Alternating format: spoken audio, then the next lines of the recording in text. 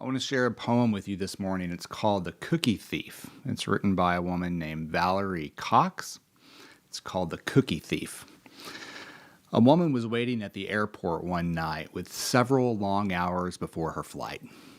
She hunted for a book in the airport shop, bought a bag of cookies, and found a place to drop.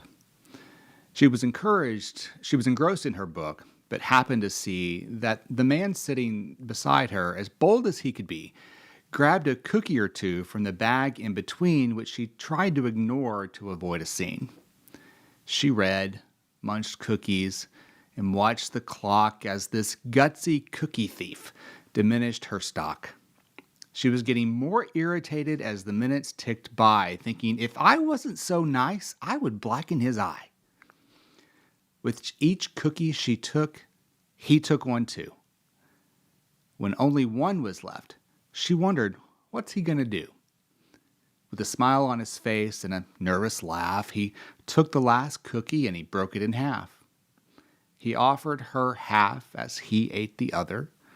She snatched it from him and thought, oh, brother, this guy has some nerve, and he's also quite rude. Why, he didn't even show any gratitude. She had never known when she had been so galled, and sighed with relief when her flight was called. She gathered her belongings and headed to the gate, refusing to look back at that thieving ingrate. She boarded the plane and sank in her seat, then sought her book, which was almost complete. As she reached in her bag, she gasped with surprise. There was her bag of cookies in front of her eyes. If mine are here, she moaned in despair, then the others were his, and he tried to share. Too late to apologize, she realized with grief that she was the rude one, the ingrate, the thief. That's a poem called The Cookie Thief by Valerie Cox. Good morning, it's Chad Peavy. I love this poem so much because I so recognize the humility that washes over this woman at the end. I don't know if you've ever had one of these moments where you've assumed that you've been the one that has been wronged. You assume that you're the one who has been cheated, only later to realize that this wasn't the case at all. Or even worse yet, you were the one in the wrong.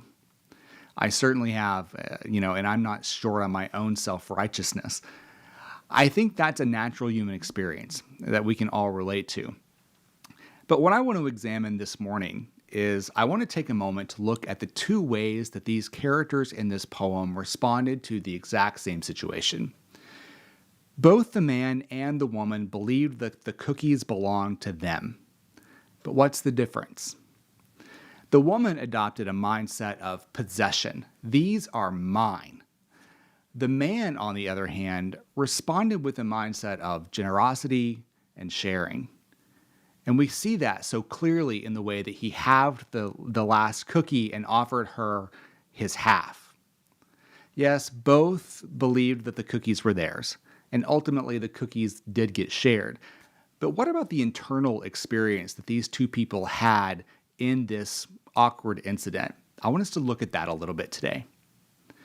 The simple act at the end of the poem where he's splitting the cookie with her brought to mind for me the word communion, or the act of sharing and being together. It was a very, very small gesture, but it carries with it such a profound meaning. And it made me wonder about myself in that same situation. If I were the one sitting at the airport and somebody started eating my bag of cookies, what would I have done? What would have been my internal response and reaction? Now, I have some suspicions about that.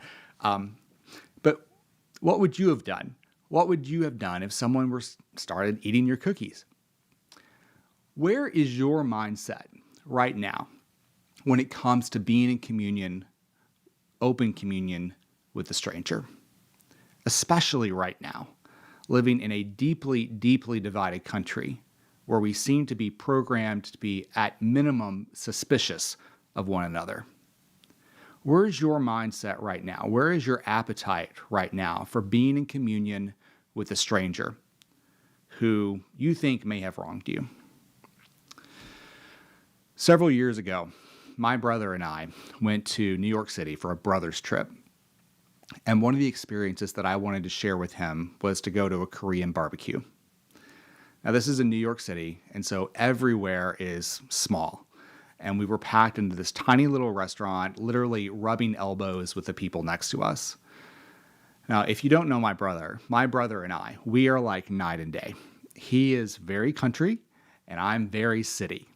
And we've always been different like that, just sort of night and day.